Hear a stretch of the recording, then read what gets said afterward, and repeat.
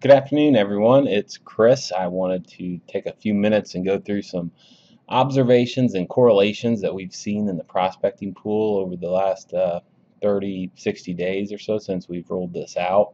The first thing I wanted to talk about is what we're going to call a 0-second call attempt.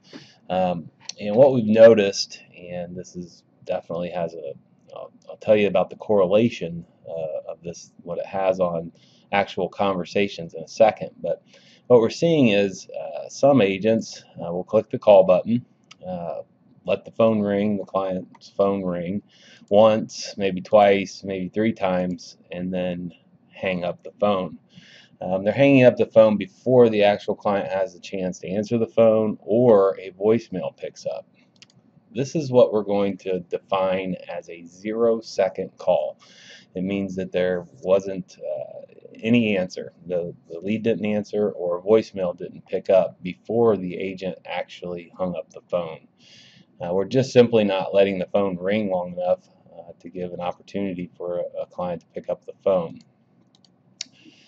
What we want to happen is, click the call button, let it ring, and instead of after a few rings hanging up, let it ring a few more times, maybe 6 or 7 times before you decide to hang up the phone. So hopefully we get a voicemail, which obviously we're not leaving voicemails, but we let it ring until we get to a voicemail, or actually the client or prospect picks up the phone and answers. That's not a 0-second call. That's a good call. That's what we're asking you to do, to kind of let it ring until completion. So let me tell you about the correlations that we've seen with 0-second calls and how they correlate to the amount of conversations we're having. I picked out a few agents, and basically I didn't put the agent's name here. But this particular agent made 465 total calls.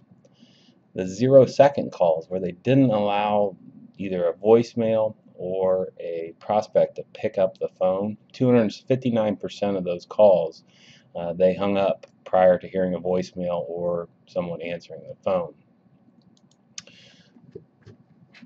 And about 45 of those calls out of the 465, they actually had a conversation with the lead.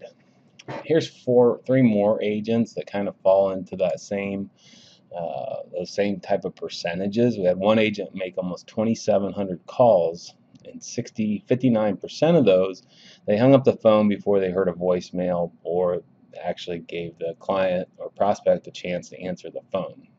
And you can see the resulting had a conversation column, what type of percentages these agents are actually having a real estate conversation when they're making calls through the prospecting pool.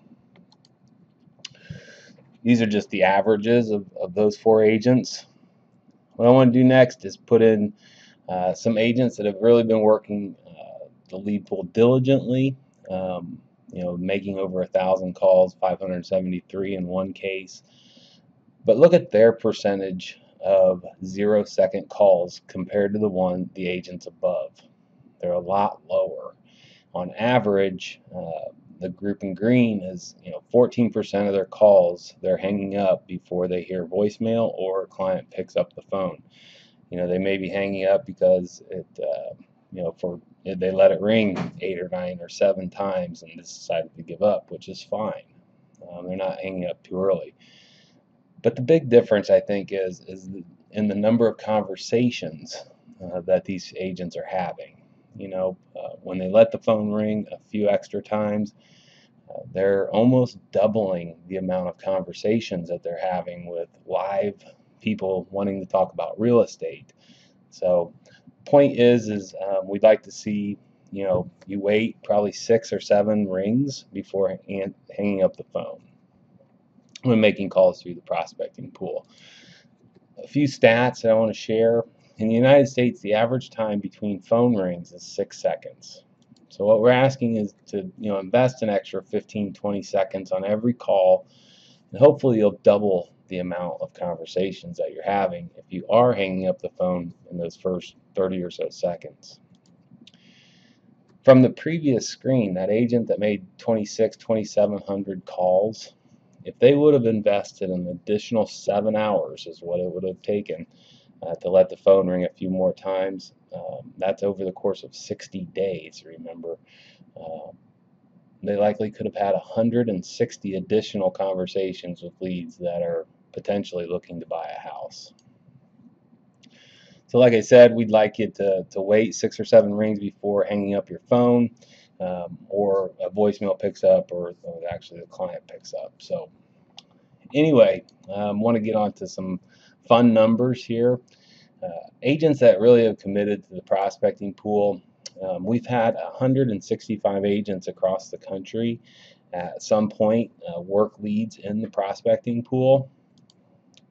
We've had a handful of agents that have made over 1,000 calls through the prospecting pool, with less than 20% of those calls being 0 second, like I explained before. Those people are Doug Clark in Indianapolis, made almost 1,700 calls. John Karamansky in Indy. Robin Mumpower in Myrtle Beach, 1,370, one of our top agents there.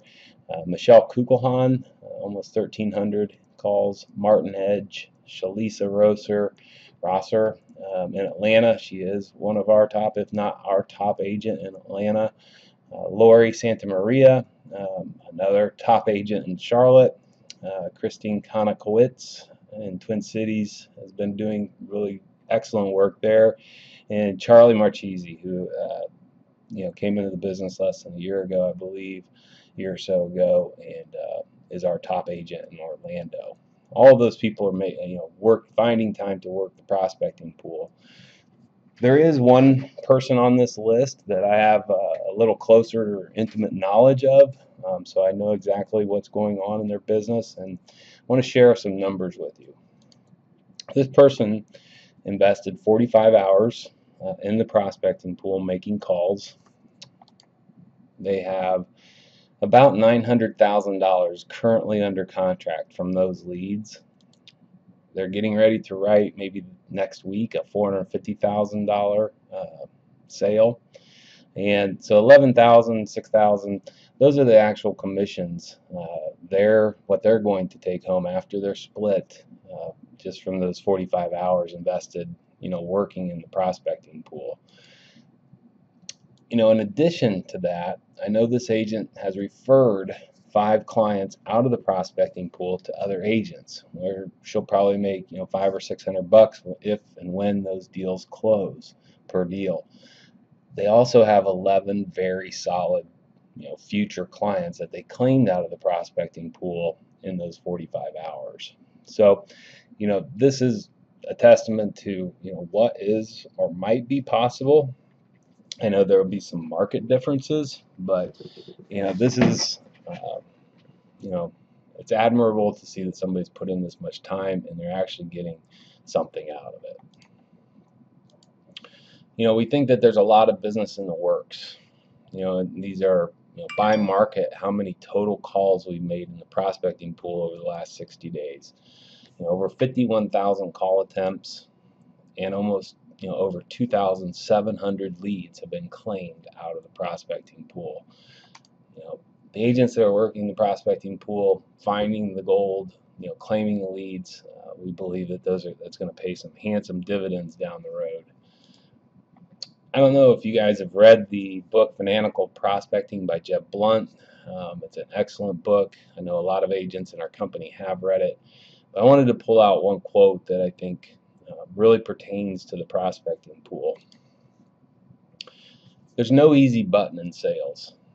Prospecting is hard, emotionally draining work, and it is the price you have to pay to earn a high income. I think that fits hand in hand with the prospecting pool. This is hard work. It is emotionally draining. It may be more emotionally draining than it is hard. Let me give you some examples of that. Today, I was looking at a report, and we have an agent in Indianapolis who has made 0 calls in the prospecting pool July 1st through yesterday. They haven't been in the prospecting pool at all. Today, this morning, they decided to jump in there and make some calls. They invested 26 minutes in the pool today.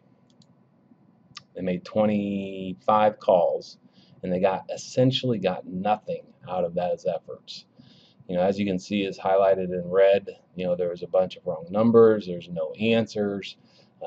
He just didn't have any luck in the prospecting pool today, besides making $3.64. So I think you have to ask yourself, if you're that agent, you invested a half hour, you made 26 calls, you got absolutely nothing out of it besides $3. Are you going to wake up tomorrow morning and do it again? Because that's an emotionally draining, clicking that call button can be emotionally draining when you're not talking to people. Let me give you another example. This agent made 72 calls on May 5th. That was 2 days after we rolled this program out in Indianapolis. On May 5th, they invested 2 hours and 9 minutes prospecting. They made 72 phone calls, and they claimed 2 leads. So they found 2 pieces of potential gold out of this prospecting pool. But when you listen or you look deeper into those 2 leads that they claimed, one of them was a 2-minute conversation, and the guy said, "I'm just looking, maybe within a year or so." That agent claimed that lead. The next one that they claimed, the person was at work and asked them to give them a call back on Monday. Those are 2 not very good leads out of 72 calls and 2 hours and 9 minutes of constantly clicking that call button.